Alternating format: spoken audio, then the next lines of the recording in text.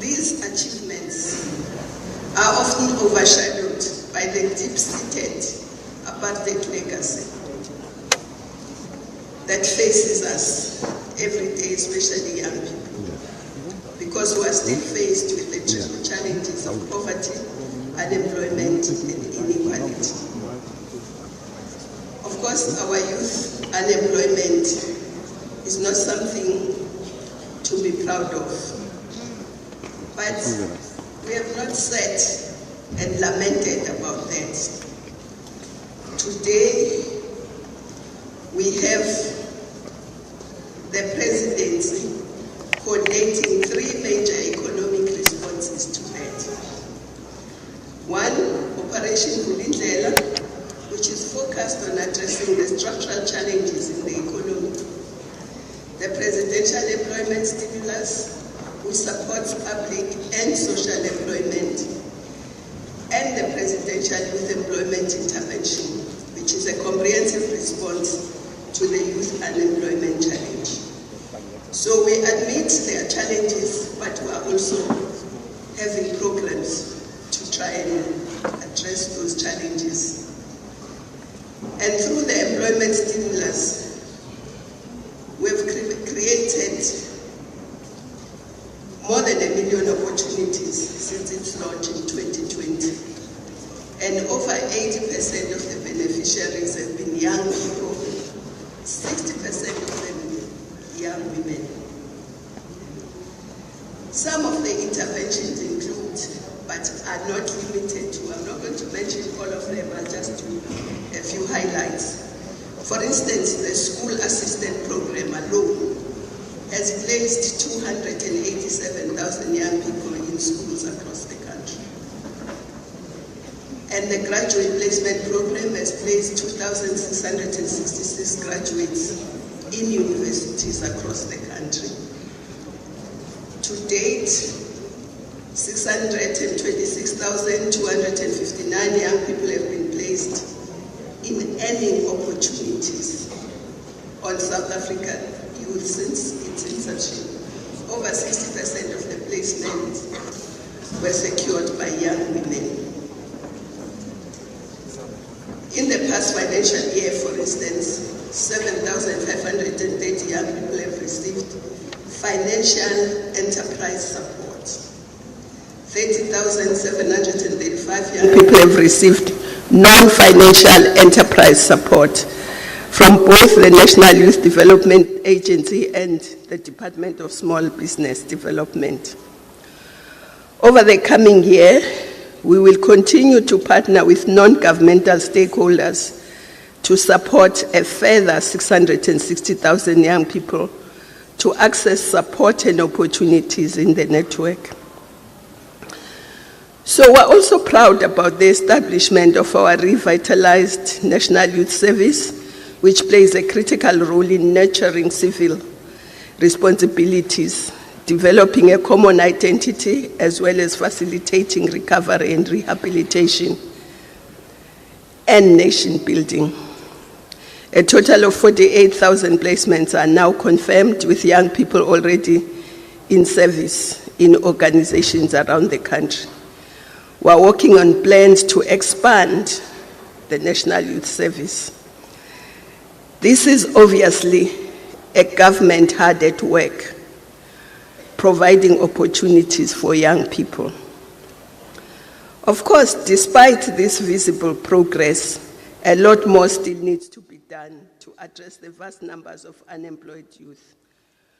We urgently need to fast-track our nationally coordinated efforts to reinforce our nation's ongoing war on unemployment through massification of value chain-driven and sector-specific skills development, enterprise development, production brigades, and infant industry to power up South Africa.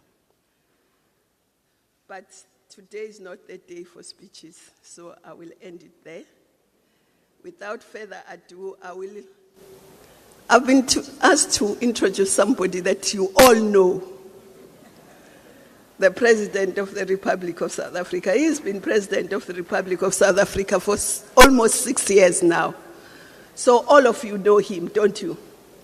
So I don't need to say a lot, except that he cares a lot about young people and wants young people to be employed. He cares a lot about women. And, you know, he's been saying gender-based violence and femicide is a second pandemic. That's how much he cares for. And I'm sure at the SONA he'll talk a lot about that. President, they are waiting for you.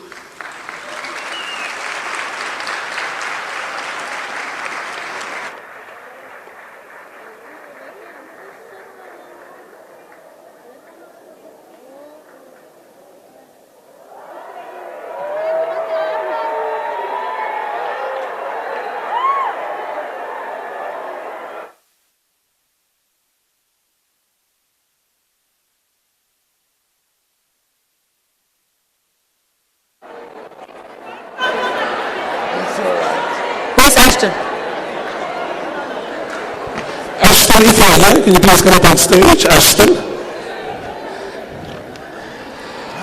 honorable persons are welcome to come up on stage here today, ladies and gentlemen. How are you? Accompanying the president in course is the National Youth Development Agency Executive Chair Lady Ms. Asimba Luata. And of course, found to the honorable President Executive Chairperson Asimba Luata. And of course, to the right hand side of the president, we have Ms. Cyril Ramaphosa, who is also accompanying the president. Can we have Mr. Ashton to come and join us on stage? And honorable President Ashton, who is also accompanying them on stage. Mr. Ramaphosa, of course, will be facilitating this conversation. Over to you, ma'am. Nigerian. We apologize for the mishap. I'm sure you guys were very confused after the minister announced that the president would be ascending stage and two young ladies then came to take their seats. We are not the president. Maybe not yet, President. Maybe not yet.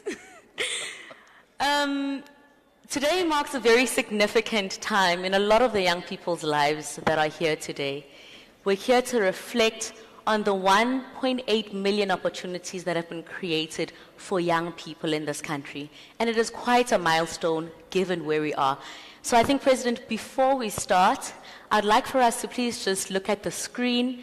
We do have the voices of young people who have been beneficiaries of this program to state and tell us how they found the program, but most importantly, what they've gained from the program, because that is quite important to us. So can we all just take a look at the screen? Am I not in the way? No, they can see. Okay. The screen down. Will everybody see? Okay, we can see.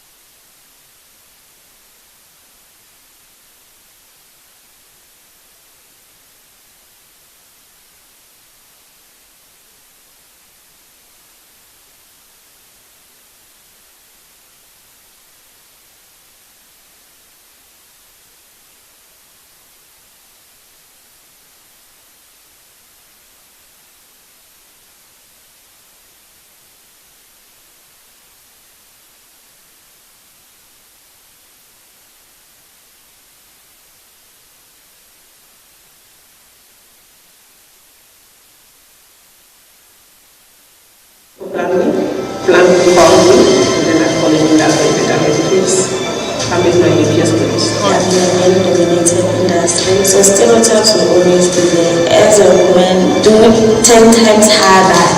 Let your work speak for you. I make my own money, and I also empower where I can in my community. You know what I realized? I didn't think I'm a hustler, but it really made me realize any business can survive. It's just a matter of how you treat people. Ngithole iquli, ngathola opportunity teachers. Ithuba lequli asengive opportunity engicabanga ukuthi ngafika. My favorite part of the training program was when I was blessed with this bike and being trusted with a bike with a phone to just do solo deliveries by myself. As an entrepreneur, I'm planning to make more money. We as females, we can do it and make sure that we excel, as women. I made it this far because I didn't give up on myself. I work hard, and I'm glad that there are programs like this that are helping the youth. The old thinking would be someone with no direction. Now I know I have to build my life going forward. I don't have to be worried about income. Every day I wake up smiling that I'm going to work.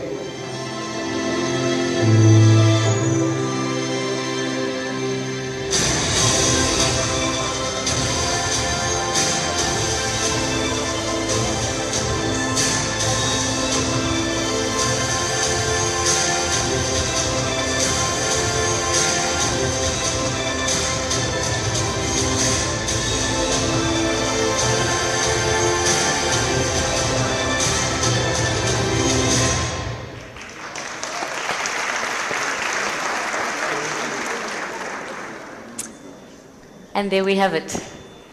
The voices of the young people. Yes, it's not 1.8 million young people. I don't think we'd have sufficient time to have all the voices of the young people. But we are privileged to also be joined by Ashton Solomons, who's also a young person who's benefited from the program. But President, before we start, now that we've heard the voices of the young people, and I'd really like to emphasize that we are in conversation. And this is a reflection, and so imagine we are sitting on crates somewhere in the corner. I know this is very unpresidential, but just what was the vision behind the PYEI and the Presidential Employment Stimulus Program? Because so many of us can sit here and have engaged with our partners and our stakeholders that have enabled for the young people to gain access to these opportunities with very little understanding of the vision. So President, please take us through what was the vision of the PYEI and the PES. Thank you very much. Excuse me for my voice. It's a real honor and a privilege to be amongst all of you. When I look at you, I see the future of our country. You are the future. You do know that, don't you? No, you don't seem to know. Do you know that you are the future of South Africa? Thank you. So it was with a view to addressing this future that we conceptualized all these programs. This administration has, from its inception 5 years ago, and even earlier than that, 5 years ago, we decided that we are going to focus on young people, and we are going to craft many programs, as many as we can. Minister Dlamini Zuma touched on some of the programs, the 3 marquee programs, including many others. Why did we do so? We did so because we wanted to give young people an opportunity to start off with their lives. Youth unemployment is a major problem all over the world. There's not a single country that I know that does not have a youth unemployment problem. And realizing that we've got more and more young people joining the labor market. And of course, one could say this is a very nice problem to have, because when apartheid ended, we decided that we are going to open the doors of learning for young people to go into learning institutions by their millions. And by having done so, we opened up schools. We ensured that there are no-fee schools. Many schools in our country today, young parents no longer pay school fees. We decided that we are going to feed young people at school. We have the biggest feeding program on the whole continent, feeding 9 million children every day for 5 days of the week. And then we focused on higher education, that we're going to give bursaries and move towards having free education to the extent that we can. And today, NSFAS supports 1.2 million young people. I know of no country on the African continent that does so. Only South Africa has been able to support almost 1.2 young people into higher learning institutions, including the 13 million who are in our basic school education system. And what we then realized, that we've created a nice problem, a very nice problem, because as they graduate, we now need to create jobs for them. And this is what led to the conceptualization of all these programs. We rely on the private sector to create jobs, but they are not creating jobs fast enough. So government had to step in to create those job opportunities. But we've also been saying to the private sector, create jobs for young people and don't insist on prior experience. Open up job opportunities and don't say we want experienced young people, because where will they get the experience if you don't create the jobs for them?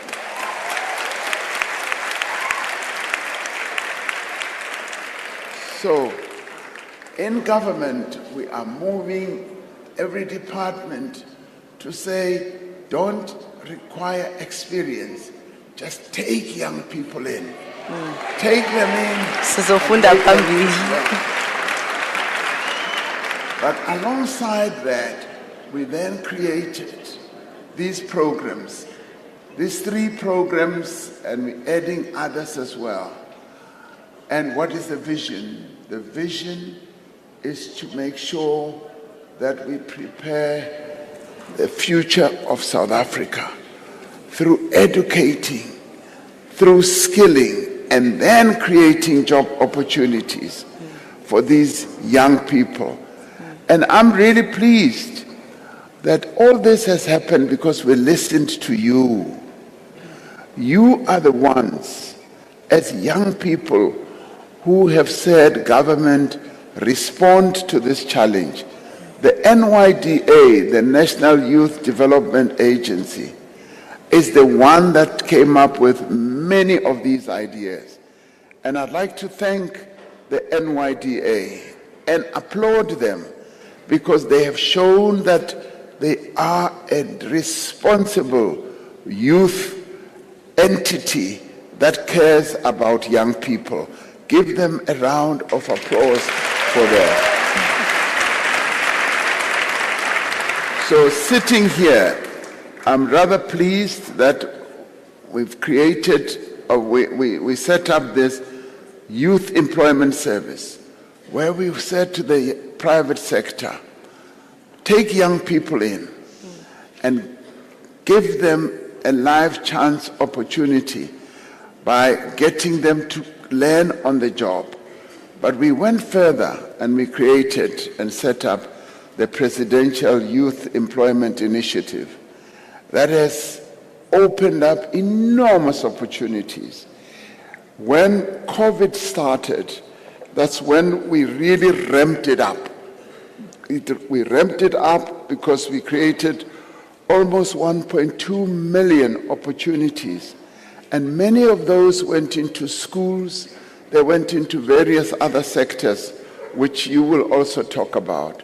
So as a country, I am pleased, I'm not yet very proud, because we want to see many more of you into job opportunities, getting work, creating your own businesses, becoming employers yourself, where you employ other young people as well as older people. Now, you are growing up in an era where you've got more opportunities than what I and Minister Dlamini Zuma and Minister Nesi and Minister Zulu had, because we never had those opportunities.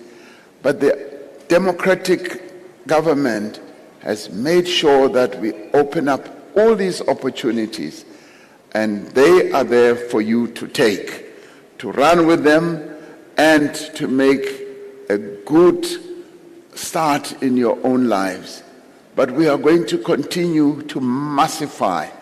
I want to see millions of young people becoming involved in various opportunities and getting into jobs.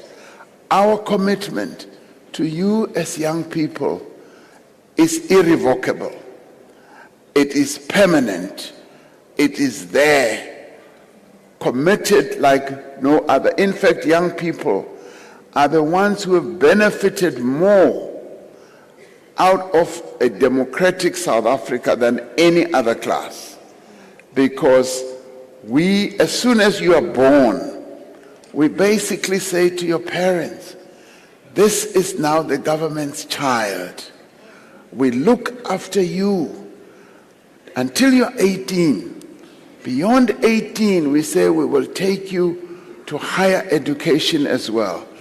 I know of no government in the world that does something like that.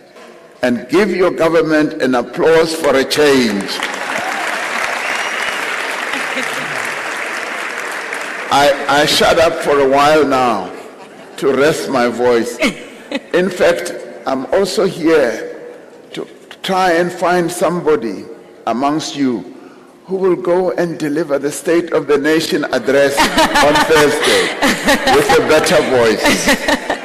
Carry on. Thank you, President. You mentioned that we live in an era of more opportunities than what was potentially presented to you when you were younger. And I know, President, you requested that I give you a break a bit, but just briefly, let's go on a personal journey. What was your first opportunity? And what did that do? And how did it translate into your life today? My first job opportunity was working as a packer during holidays. I walked the streets of Johannesburg, knocking from door to door during school holidays, asking for a school holiday job. And I was in standard 9, which is today's grade 11, I think. And I walked door to door saying, kan ek werk kry, asseblief, not a vakantie werk. And I got a job at a company called L. Suzman. It was to pack boxes, and Minister Dlamini won't like this. It was to pack boxes of cigarettes. She hates cigarettes. And boxes of sweets. She also hates sweets. And that was what I did. Put on an overall and packed and packed and packed. So that was my first job opportunity. And that taught me one thing: hard work. And we used to work very hard from like 8 o'clock until 6 o'clock in the evening. And we would pack into boxes for customers who had come to buy. So my first job was not sitting in an office like I do today. My first job was real hard work. And that's why I encourage young people, don't just want to get an office job. Go and get any job, manual or otherwise, because it teaches you the discipline of work. It teaches you the discipline of organization, of being able to be organized and doing things to perfection, to your best ability. That is what I started off with. And I guess later in life, I can now pick up a pen and sign things sitting in an office. I prefer to go back to the overall because that was the best job for me. Thank you. Thank you very much, President. I guess the pen that you sign with is quite, it has a story to tell from your life. Ashton, I want to bring you into this conversation. As a young person who has had his first, in modern day South Africa, what has your first looked like? And how have you grown from that? Because, I mean, I know you, I've had the privilege of spending some time with you, but the audience at large, I believe, can grow a milestone with your story. Yeah. Thank you, Loazi. Let me just start by saying 1.8 million jobs created. That's a brilliant initiative by the President 3 years ago, and we are benefiting, reaping those benefits right now. I think it's deeper than just 1.8 million jobs created. It's 1.8 million young people part of the South African economy. And even deeper so, that's 1.8 million households benefiting from this program.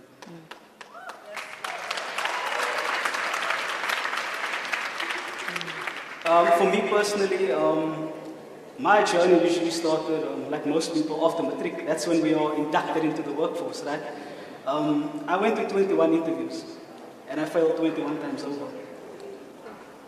And it's through that journey of failure that I realized that this topic about failure in youth, that's a very sensitive thing, okay? And by complete chance, I was introduced to community development via an organization called Year Beyond.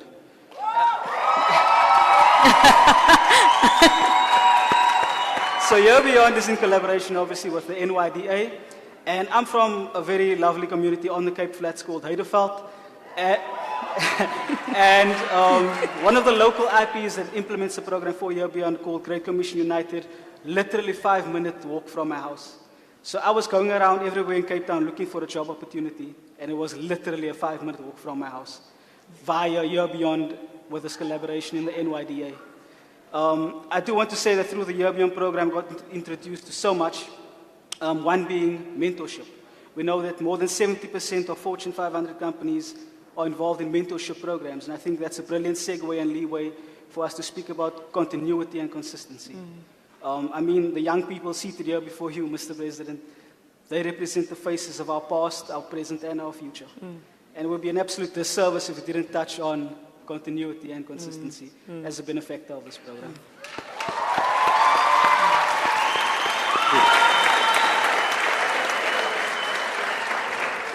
And Ashton, it's quite profound that you touch on continuity, because President Ashton is now actually a mentor in the Year Beyond program. So that brings about a different tier. And, you know, far too often we're going around, very much like how you've narrated, looking for opportunities outside of our communities because we find them more attractive, we find them more appealing. It's nice to say I'm in an office. It's nice to have the aircon blowing in your face, but honestly, who then will change our communities and build our communities if not us? And those of us, I mean, I got an opportunity and I started volunteering at an NPO at the age of 16, and you would know that volunteer work is not the most glamorous types of work, but it gives you that necessary experience. And Che, I would like to bring you into this conversation. How do we glamorize? Ooh, yeah, that's a powerful word, glamorize. How how do we glamorize and how do we make community work and volunteering and being active in our communities and rebuilding our communities attractive to young people? Because Ashton went around and had 21 interviews and fell short 21 times and felt as though he potentially is inadequate. He felt as though he potentially was not fit for any formal means of employment in this country. And it's heartbreaking. So how do we let young people realize that isekhoneni, like, you just need to find it, it's here. It's not, you're not going to go to Johannesburg and find it. You're not going to go to the city center and find it. Your people are going to build you. Chair, how do we do that? Yeah, no, thanks for that question, Lwazi. I think before I respond to that, I just want us to reflect quickly. As young people in South Africa, I think it's really just so amazing to be alive and to be a South African at this particular point in time. And I think we just need to give recognition to the likes of your Tyler, who have won Grammy Awards. You've got your Bafana Bafanas.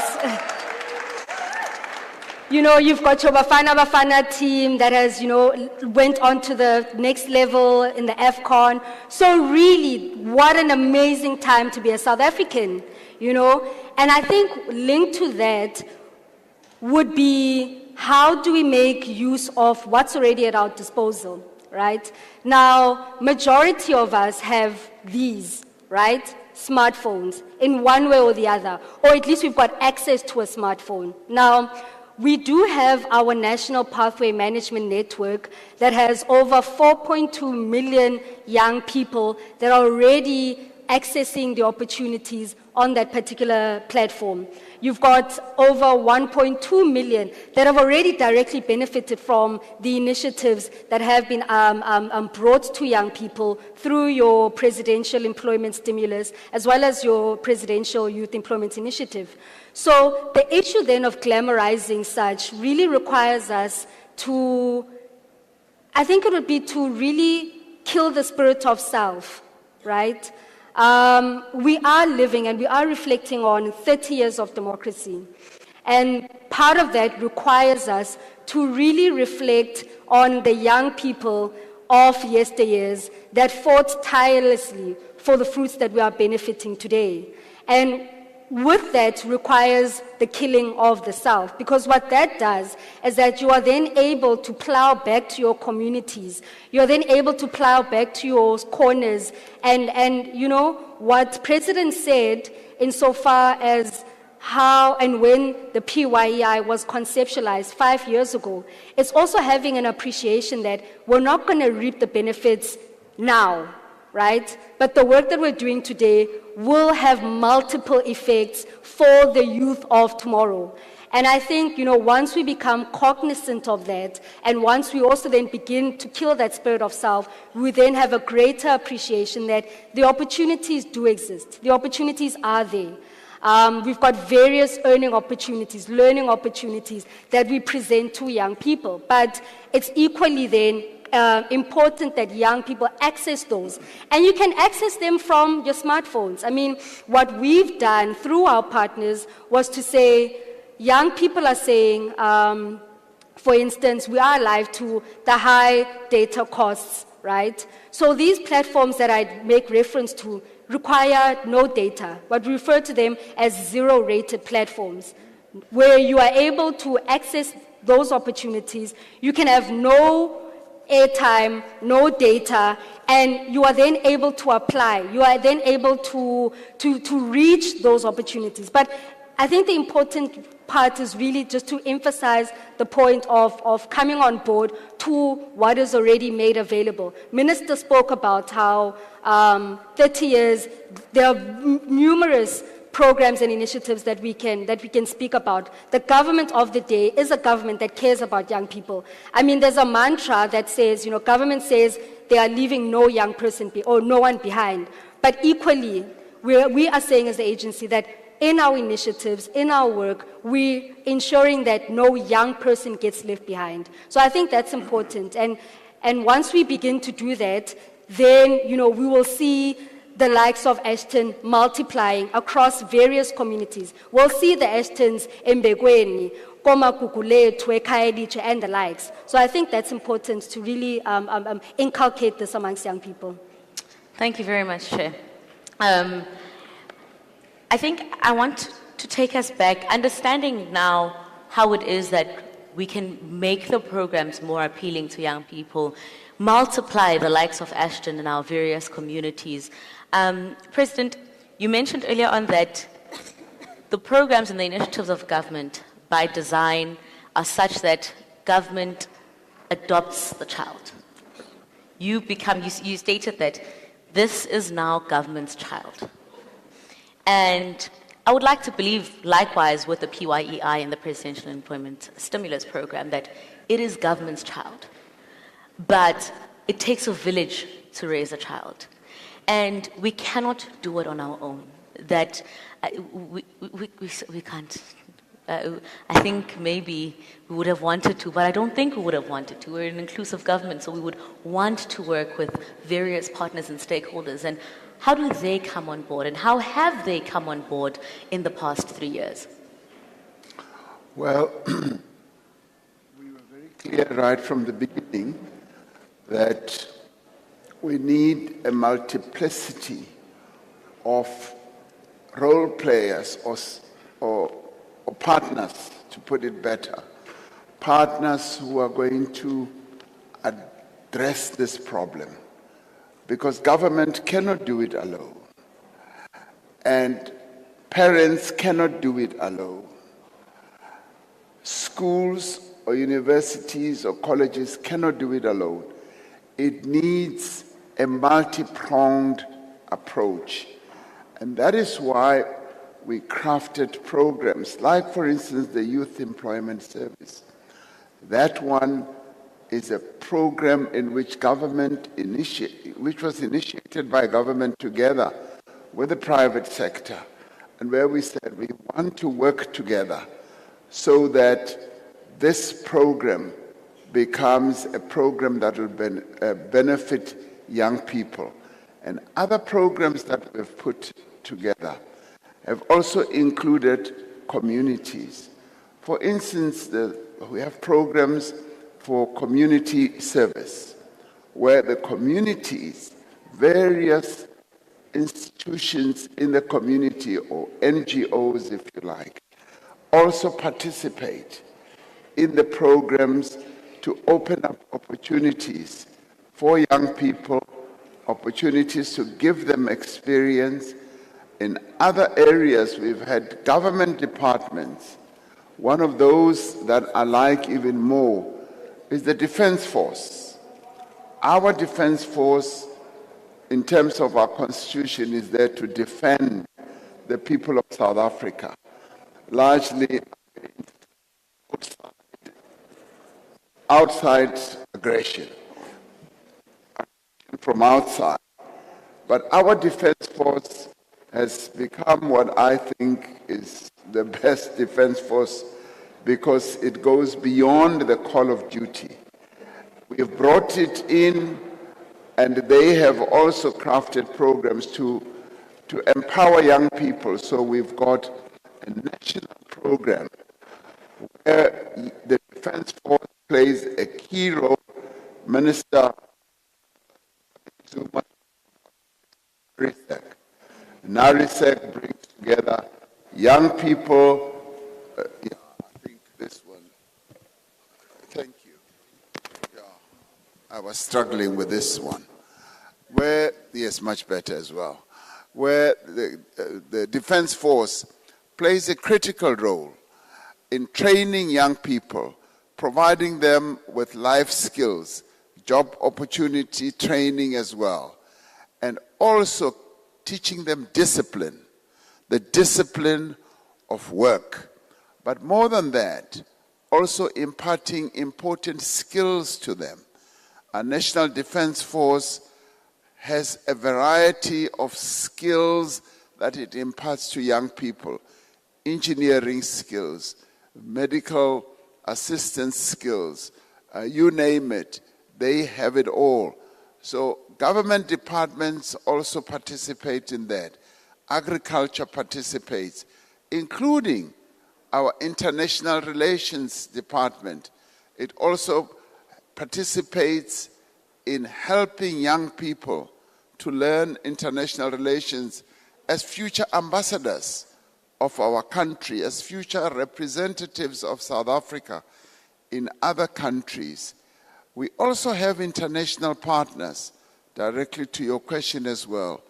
We've brought in international partners to participate in these programs as well. They support us, and one of the programs that I would like to see us pushing more and more is to send young people to other countries to go and learn international education, where we say we are going to send 5,000, 10,000, even more to other countries, to other institutions, so that they can go and learn. China does it to good effect. If you look at, institutions in the world, you'll find that China has more young people who have been sent to go and learn certain skills, and they always go back to their own country to make a contribution. So we want to do the same. I can say, and I'm being very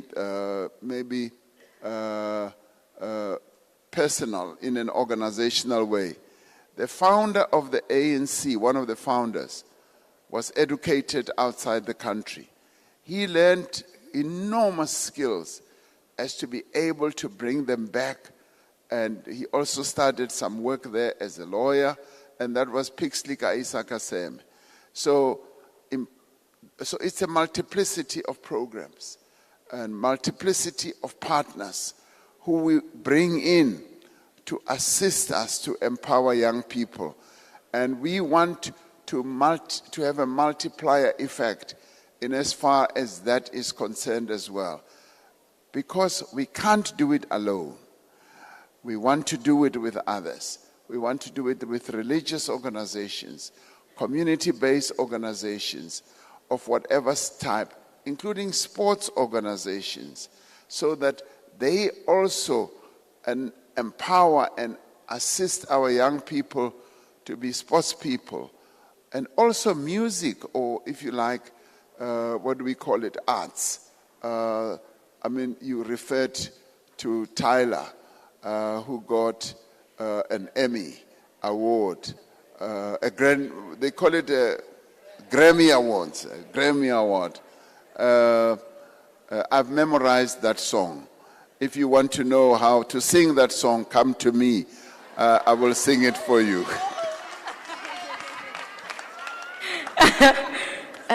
President, we can take on the dance floor shortly after this conversation.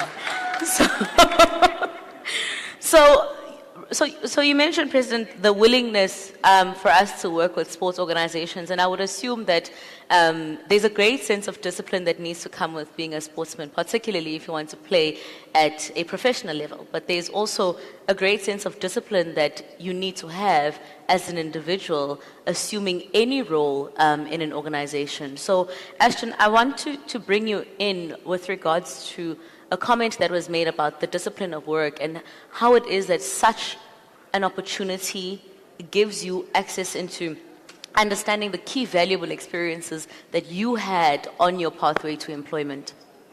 Yes, I think motivation is short-lived, but discipline is long-lived. I think one of the key points that I want to focus on is, what if every young person just got that one shot that I got? What if every young person just got that one opportunity to prove what they can do, their potential? And I think that echoes across any government organization, any institution. I think right here, right now, we are seated among like-minded individuals, like-minded organizations, like-minded financial contributors. And if we speak beyond this 3 to 5 year program that the President started, as brilliant as it is, the future doesn't start in 10 years' time. The future starts today. We're seated amongst like-minded people. I like that. President, in that other room over there, we have 76 exhibitors where young people throughout the course of the day have had access to engaging with them, and they've had access to gain access to opportunities, funding opportunities, internships. Others are presenting to them access into learning as well. We've got a few TVET colleges that have joined us today, and I think I'm now going to allow, because I had highlighted that this is genuinely a conversation, I'm going to then allow for 3 questions from the floor to all of my panelists on panel. Okay, I see a hand. Okay, I see a hand. And this side. Oh, because you have a South African flag, I will note your hand and your socks. So the gentleman with the dreadlocks, and then we have a hand here in front, and then we have a hand with the proudly South African gentleman over there. I'm sure Fef de Klerk also borrowed you his thing.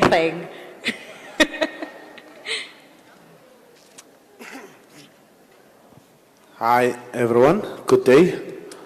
I'm very nervous right now, obviously, so I'm going to try and make the most of this.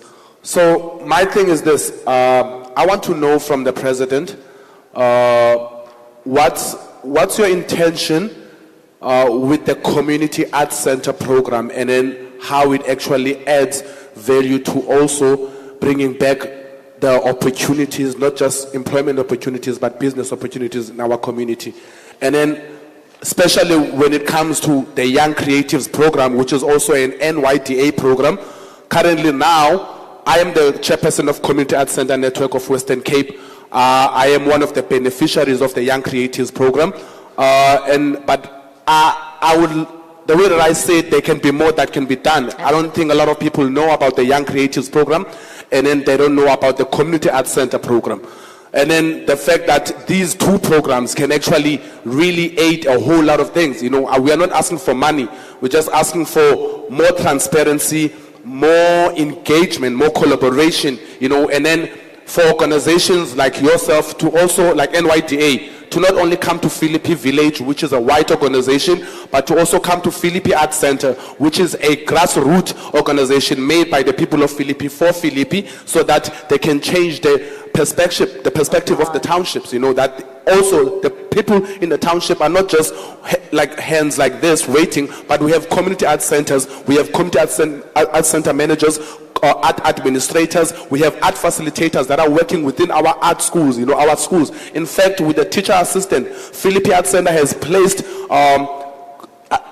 facilitators who are getting paid 1,800 just as a stipend to go assist creative studies teachers, because creative studies is also important in the school.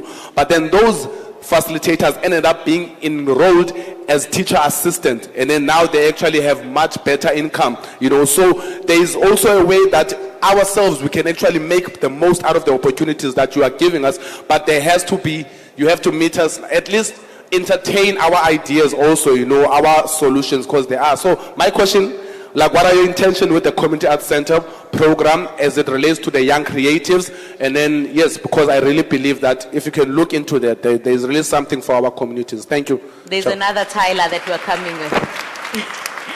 We have a hand over here.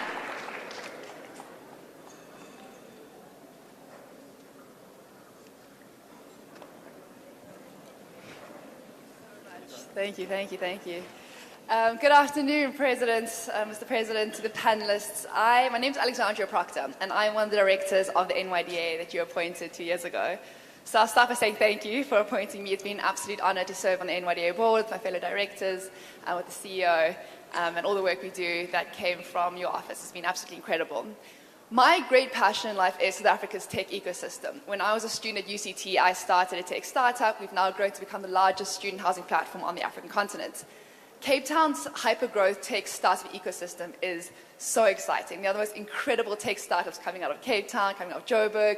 There are young South African founders that are building world-class tech ecosystems. So I've got a 2-part question, comment I want to make. First, I want to invite you to really engage with our tech ecosystem, to come meet founders, to meet venture capital, to see what we're doing in South Africa, globally, we're doing this incredible work. You know, my chairperson, we spoke about how South Africans are just doing phenomenal on the world stage now. I want to talk about our tech ecosystem, our tech startups and our founders that also are performing incredibly globally. So I'd love to extend an invitation to you to see what we're doing.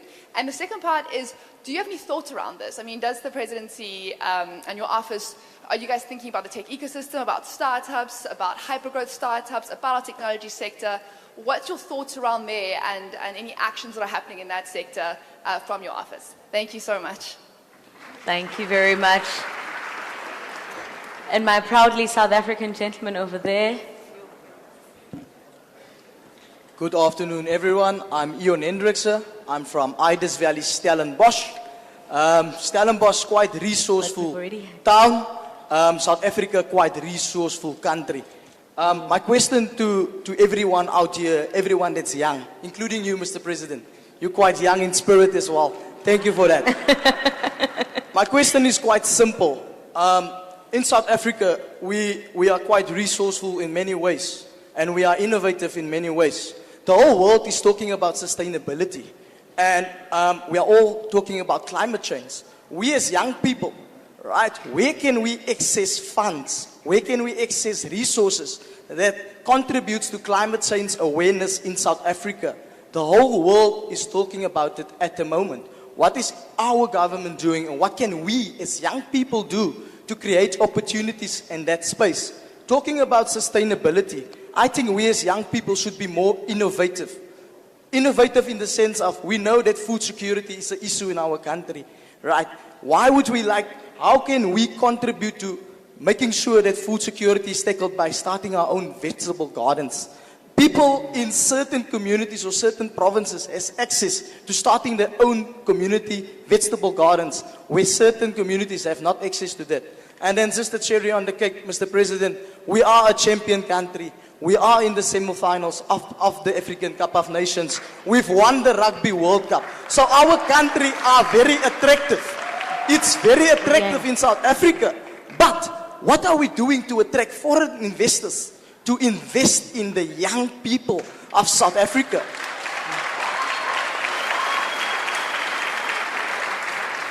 We should be a champion nation. We are a champion nation.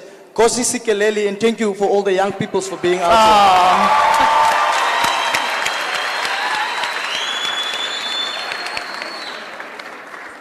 here. You know, Chair, you touched on how alive young South Africans are. I mean, when going through my notes at some point, I was like, there are so many songs that have made their ways into pop culture, President, that have been derived from the national anthem. There's one very prominent song that says, Izwa imithandazo yabantwana bakho. Nkosi sikelela. We love our country. We want to serve our country. President, before I allow you to answer the questions, Chair, I think it would be quite befitting for me to ask you to touch on what can be done for better collaboration, particularly within the arts space, and how it is that we can base community art projects and frame them in such a way that young people see them as a space, one, for growth, two, as a space for them to develop themselves into professionals and build a career out of it. We want to see many Tylers. We want to see many other young people that are making headwaves on not just national platforms, but the globe at large. Yeah, no, thanks, Lwati. I think, you know, when we speak about the creative industry, we do know that young people are the dominant cohort that are playing in that space.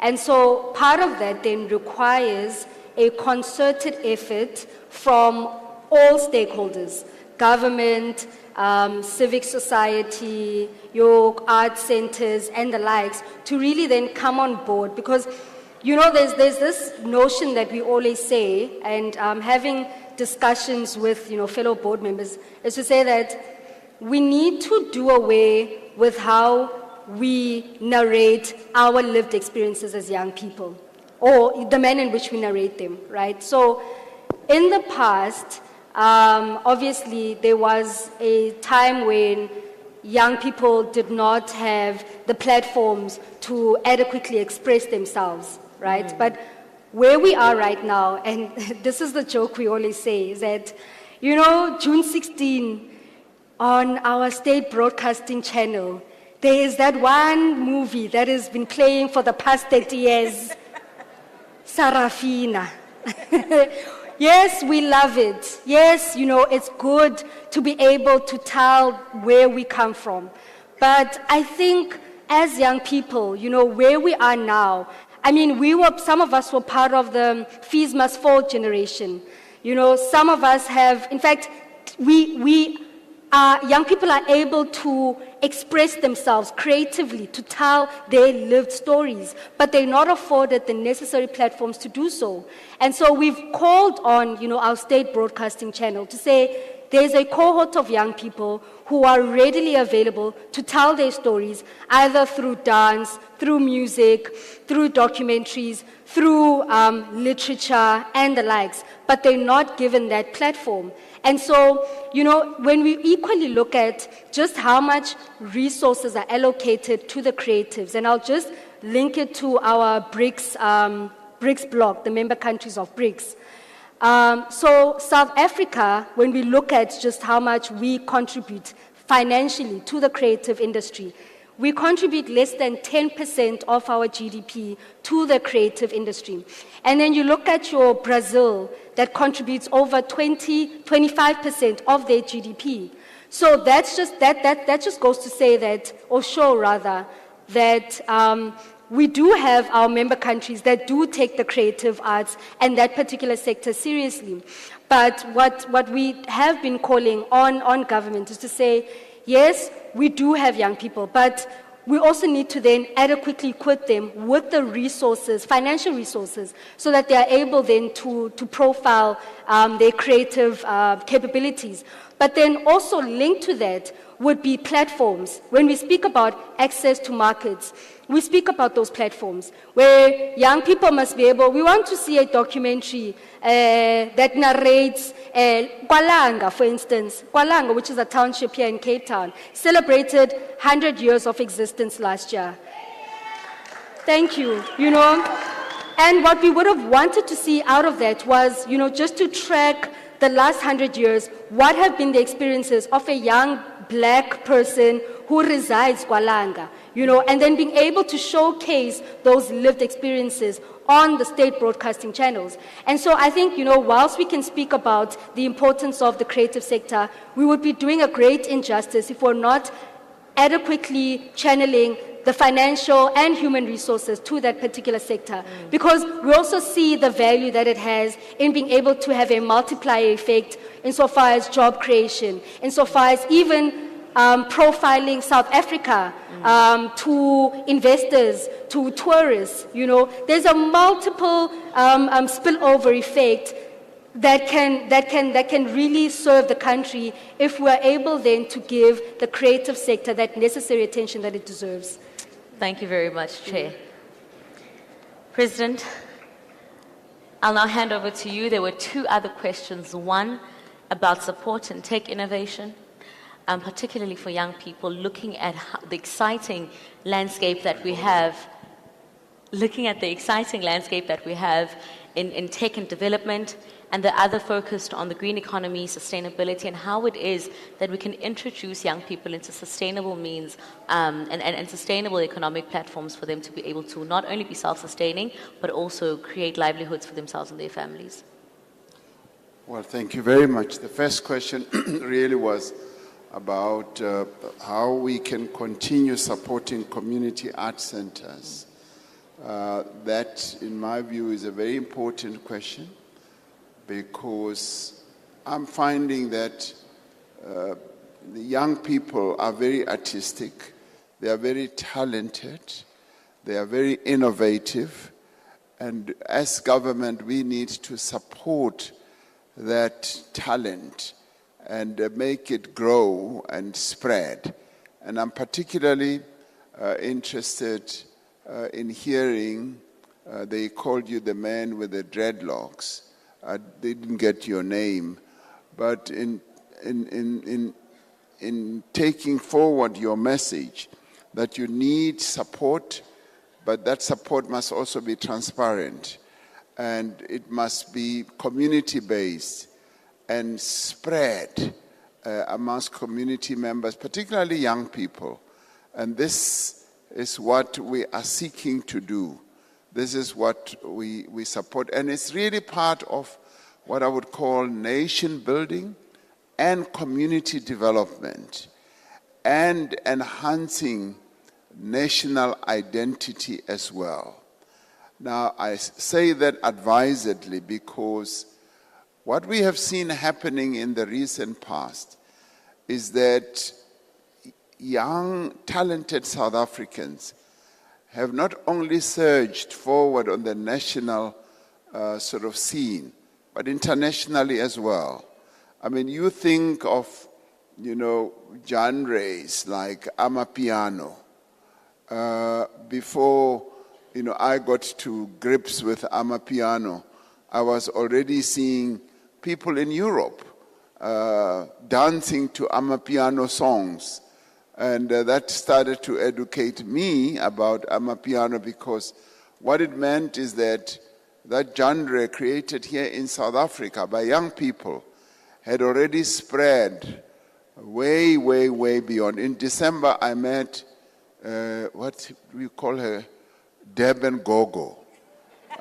And I sat her down and I said, just explain this genre Amapiano to me. And she explained it, and then she started to teach me to dance. And there I was going, learning to dance from her. But then she said she goes all over the world where she is called upon to come and perform. Now, you could say that this genre, this music by talented young people, having grown up at the community level, community art center level, where we need to give more and more support, has exploded. Now, what this is doing is utilizing what I would call South Africa's soft power. What we've become accustomed to, the world really has become accustomed to the American soft power through their music, through their movies and all that.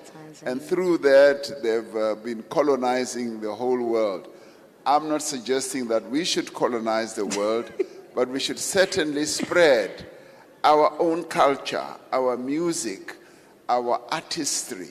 That is being led by young people. And that should teach us in government that we should support initiatives and efforts more and more that are at community level, that are also started by young people. And the tech startups, and I accept the invitation. You invite me, I'll come anytime. I'm just held back by my bosses. Got bosses who hold me back, but I'll follow you. I could even follow you now when we finish to take me there. Yes, in our office, in the presidency, we've been focusing more on these presidential youth initiatives. We now need to move more, and advisedly so, advised by people like yourselves, to move into supporting tech startups and many other startups, particularly that are started by young people. Because in young people resides innovation, talent, and creativity. And I'm finding young people, as I said, are the most talented. And what government needs to do is to take a chance on young people, to take risks on young people. That's precisely what we are doing. Our programs in the main are focusing on women, empowering women, as well as young people. And if you listen to our conversations in cabinet and in government departments, that is what we are focusing our attention on. That does not mean that we are ignoring the 35s and up, geezers like me. Doesn't mean that we're forgetting them, but we are mainly focusing on young people. I like what Hendricks, the man with the flag, was saying. You are the one, you said you've got socks that are made with the South African flag that you want to give me.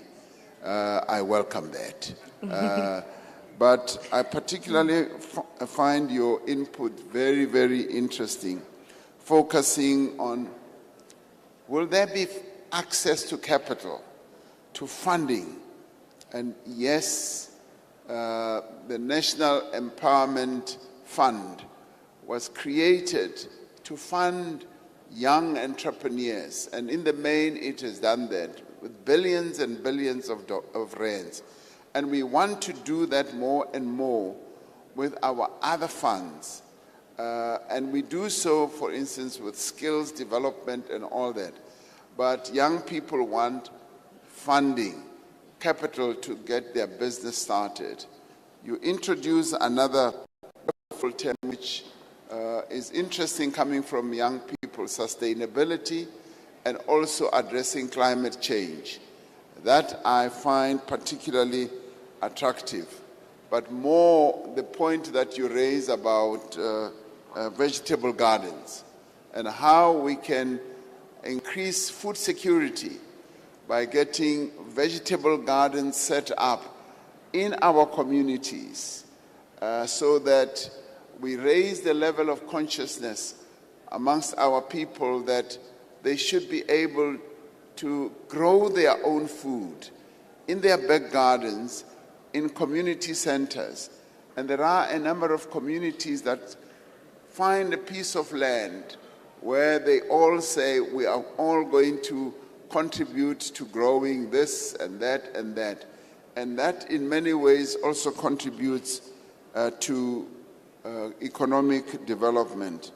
And how we get foreign investors, as you said, to come and help us grow our economy. And I can tell you that foreign investors are finding South Africa very attractive, particularly in the business processing areas, where many of them are setting up businesses here for things like the call centers, business processing places. And Cape Town has become very, very popular with companies like Amazon setting up here, Google setting up here. So that is bringing billions and billions of rands into South Africa. So you know, we've become the most attractive country when it comes to business processing, call centers. It used to be India, and we've overtaken them because they find that the education system that many people criticize so much is producing people who are very proficient, not only in English, but also in other languages. So when they come to set up a call center for the world, they come here because they find that South Africans are very articulate, are very confident in answering questions for their businesses from all over the world. So we are attracting foreign investors. But who do they focus on? Young people. They want young people because young people are more flexible, they are more quicker to learn, and they are actually able to take up the jobs and the tasks very easily. So I repeat by saying the opportunities for young people in our country are plentiful. As the chair of the NYDA was saying here, we've got 4.5 million young people who are already on the SA Youth Mobi site, who troll that site, who fly to their CVs, and many of them are able to find jobs. And in fact, employers go to that site first to go and look for young people who are knowledgeable in certain crafts and in certain areas. So the opportunities are expanding, and we in government are also expanding those opportunities. and the private sector is following in our wake. So I would say this is a century for young people. Be brave. Do much more than what you did. You went to 21 interviews. I went knocking to more than 50 doors in Johannesburg looking for opportunities. As they say, you've got to kiss many frogs before you find your princess, before you find your prince. So I've kissed many, many frogs. So you could do the same as well. And President. Oh, sorry. It's mine. Oh, yours. No, it's yours. And I think it's quite comical that you mentioned kissing within the month of love, which is February. But as we close off this conversation, President, last weekend, actually this weekend that has just passed, was a very significant weekend in February, and it was the last physical voter registration weekend for South Africans to register to vote. We're, however, not saying voter registration is closed. Guys, on your phone, you are able to register literally at the tips of your fingers. President, young people are saying, "Ithini plan. Ithini plan. We want to go to the polls. Ithini plan." Well, iplan iplan. Let me just make sure. I think we're so sure. Yeah. Oh, thank you. Gee. Technology. We have a plan.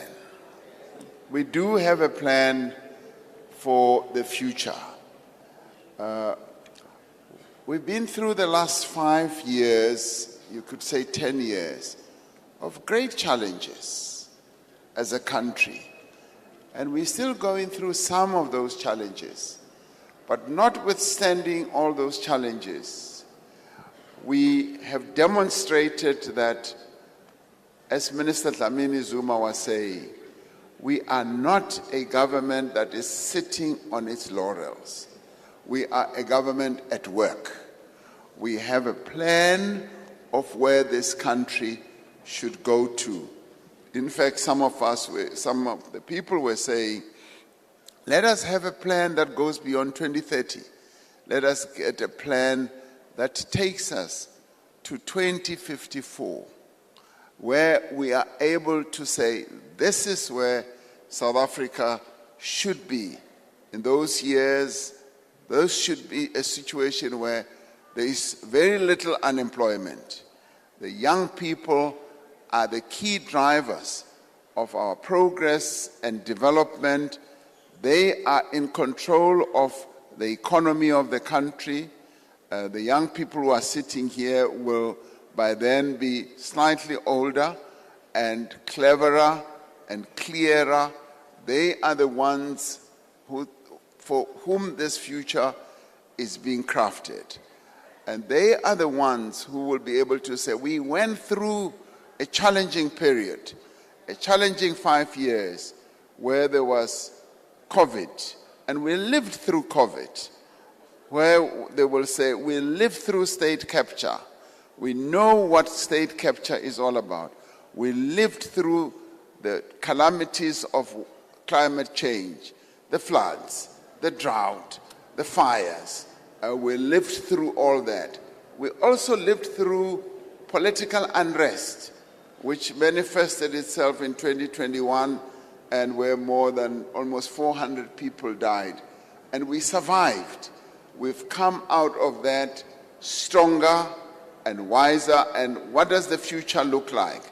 The future looks like we will have reduced inequality quite substantially. We will have gotten rid of poverty. We will now be a much better educated nation where we have eliminated, inability to read and for meaning, or to read for meaning and to write, where we will be so highly skilled that we will be the envy of the world, where we will live much happier, have a better life than we have now. And where we will say, this is the country that we have made. And this is the great thing about being young today. Yes, our forebears, Nelson Mandela and all of those, they fought to have us free. And we now have the opportunity to make that freedom into the country where we will all have a better life. And hence we have embarked on all these efforts, all these initiatives that are giving young people a chance and an opportunity. And that is why it's important that young people must register, because you can still register online. And I saw this for myself over the weekend, where young people were guiding other young people on their cell phones to register. And they were saying, this is how you register. All you need to do is to bring your ID card and you can be registered right now. That's technology, and that is the opportunity that we all have to make this country, to make it a successful country, to make us get out of this dip where we've been, to make us more productive, but more importantly, to make us proud to be South Africans. And we need to engender that sense of pride, of being proud of our national identity in the diversity that we have. We're one of those countries that are fortunate in the whole world that we are so diverse. We're a country made up of different nationalities, different groups, to make one nation, and one successful and also powerful nation. You look at us now internationally. People tell me that as they flash their passports to either travel from one country to another, when people see, oh, South African, they immediately break into a smile, because South Africa has now been placed at a fairly high level. We are a small country, just 62 million, but we are punching way above our weight internationally. We are recognized, our voice is heard, and people take us seriously. Now, I would say we need to take ourselves seriously as young people and be able to contribute to the growth of the country and get better and better. Like me, when I started, my voice was pretty bad. It's become better, and you make me better. Thank you very much.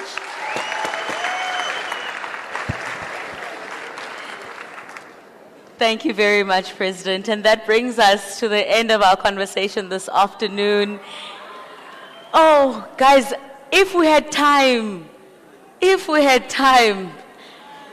But we can join the conversation. We can still join the conversation online. You literally can tweet the President, he responds. I know his team responds, and he sometimes also equally responds to some of the online engagements. Ashton, thank you so much for being one of 1.8 million. And you are one amongst others in the room. So thank you so much for your reflections, Chair. Thank you very much for your inputs and your insight as the custodian of youth development in this country. And lastly, President, thank you very much for borrowing us your afternoon. I know that you've got a very lengthy day tomorrow, and you still have to prepare for the day that is Thursday. But I am not doing the vote of thanks. I'm going to request, President, you mentioned the song, you mentioned that you can dance 4 times. And when you said you can dance, you also went on to further say that Durban Gogo, who's a very prominent DJ that we all know, taught you how to dance. So, President, you are trained. You are highly, highly skilled in the dancing division. So I think in celebration of Tyler's Grammy Award, it would be quite befitting, President, for us to break a sweat, kancane, and then we go on and we take on our seats.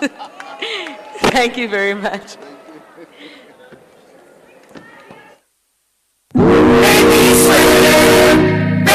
hotter, make me lose my breath, make me water, make me sweat, make me hotter, make me lose my breath, make me water. Normally,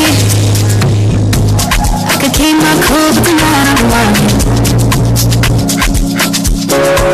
I'ma be in a dangerous mood. Can you match my time? Let's start this way, Mr. President. Telling me that you're ready to watch my heart. Talk is cheap to show me that you understand. Can you blow